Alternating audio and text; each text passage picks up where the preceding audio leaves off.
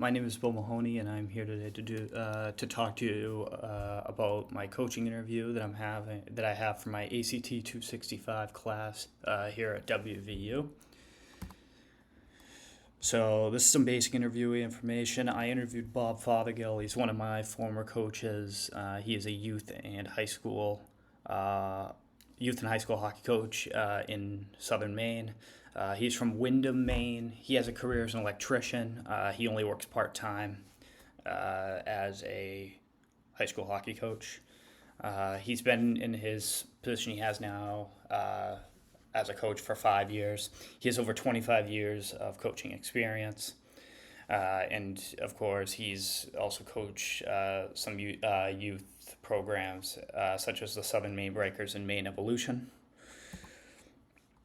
So this is some early life and how he got motivated into becoming a coach. So he grew up in East Boston, where hockey was sort of the center of everything, center of the universe. He just fell in love with playing the game and having fun at the local rinks. He got on the ice just literally every chance he had, and even though he saw himself as not really a skilled player, he excelled in things related to hockey smarts. So he was a smart player on the ice. He felt like he saw the game differently from others. Different plays he saw, different values instilled upon himself. It took him sort of like his whole playing career to realize that he saw things differently from others. And then he didn't want that knowledge to go to waste, obviously. So he began coaching in he began coaching youth levels around the area. So this is coaching philosophy he developed. So his first and most important value he had was family. He felt like this was most important and he pushed it heavily onto his players. He wants to see teammates as members of a family to promote team cohesion and inclusion.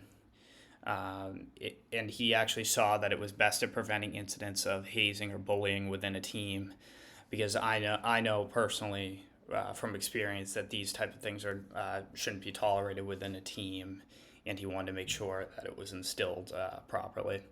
Work ethic was another one, important for preparing players for life after the game. He felt like he knows how hard like life can be outside of sports, so he wants to make sure players are prepared for different challenges they might face later on in life. He really pushes hard work. He doesn't want players to be lazy physically on the ice or outside of hockey. Uh, yeah, just promotes academics and stuff like that. Accountability. He wants players to own up to mistakes, how big or small. And he says it creates overall a more honest team environment. This actually this was one of the most important values he had upon me. So I actually incorporated that into my own coaching philosophy today. And then, of course, in class we talked about what a good coaching philosophy is and isn't. I feel like his is a good coaching philosophy, and it defines on what a good coaching philosophy is supposed to be. It gives values he wants his players to achieve, and it doesn't just and it's not a philosophy that benefits himself. He feels like these values could benefit his players in the long run through life. Preparing players prior and during the season. Prior he is actually not allowed to have any prior communication with players before the season begins.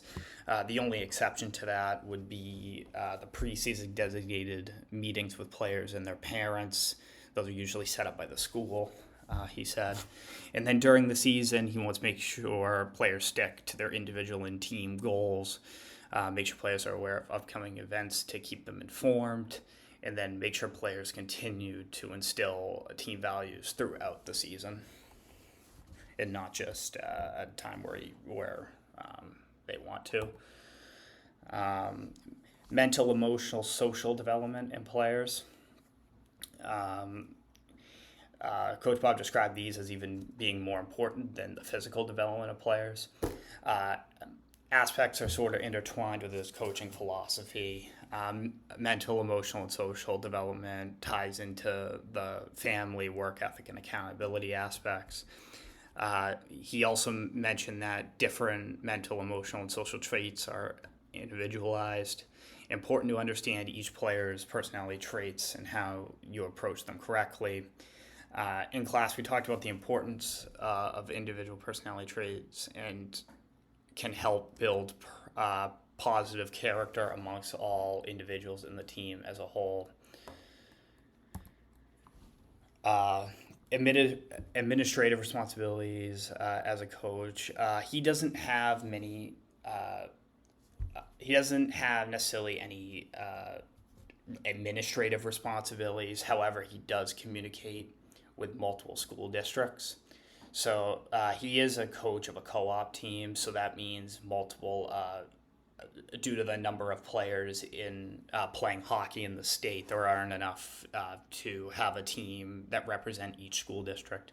So he has about 5 schools that he has players from 5 different schools that are on one team together. So he has to make sure he communicates properly with the ADs at those school districts. He is a part-time employee of all the school districts, as I mentioned earlier.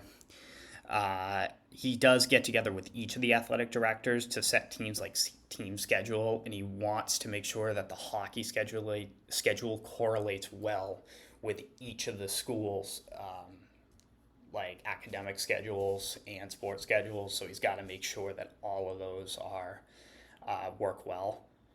There are other possible external reasons for Bob to meet with an individual school district, and this includes things more individual to each player, like academic ineligibility, suspension, and disciplinary action. And then we ended with one word to describe a good coach, and the word was teacher. And the reason was Coach Bob talked about how this is most important when incorporating his values and philosophy. He firmly believes that a good teacher, you have to be a good teacher in order to be a good coach. And he said you might have the best coaching philosophy ever, but if you don't instill it into your players effectively, then it's really not that good of a coaching philosophy. So you could be the best coach, you could be winning games, you could have a good philosophy and be very well organized and planned, but if you can't get through to your players and teach them this properly, then it's probably not going to work out in the end. Thank you.